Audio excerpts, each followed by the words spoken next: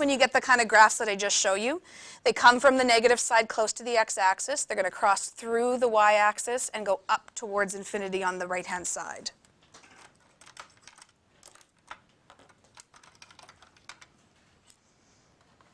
They also have, right along the x-axis, an asymptote. What? Asymptotes are back?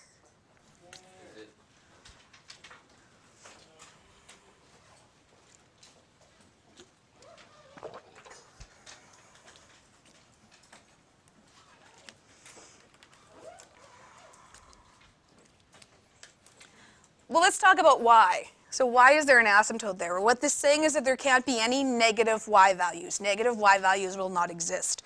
And the reason that is you need to go back a little bit to your exponent laws. If I were to put a positive number, say 2 to the 2, what do I get if I were to evaluate 2 to the 2?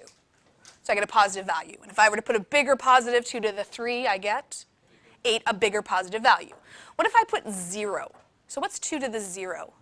1. Anything to the 0 is 1, so still a positive value. Well, what if I put a negative value? So you got to go back to grade 10, your negative exponent law. 2 to the negative 2, for example, isn't equal to negative 4. What's 2 to the negative 2? It's 1/2. So that negative exponent from grade 10 makes fractions, still positive numbers. So it doesn't matter what kind of number I put for x, y will never, ever, ever be negative. It's impossible. He's got something there. This one, the difference when you have a fraction instead of whole number is it's actually a horizontal reflection, so it's backwards. It comes down from the left and approaches the x-axis on the right. Still with an asymptote on the x-axis.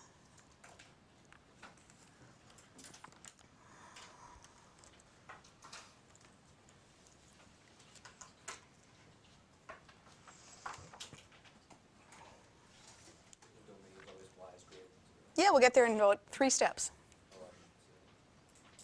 So just looking at some general characteristics, again, you did this with linear, you did with parabola, we're just doing the same thing just with a new kind of function. The graph has a horizontal asymptote at y equal to 0.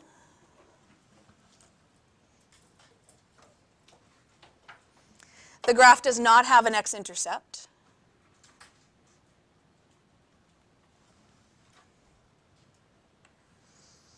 The graph has a y-intercept at, well, if the x value is 0, what does the y value always have to be?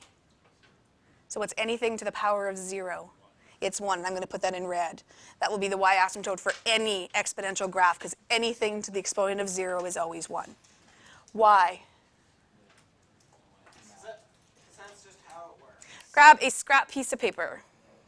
Yes, grab a scrap piece of paper.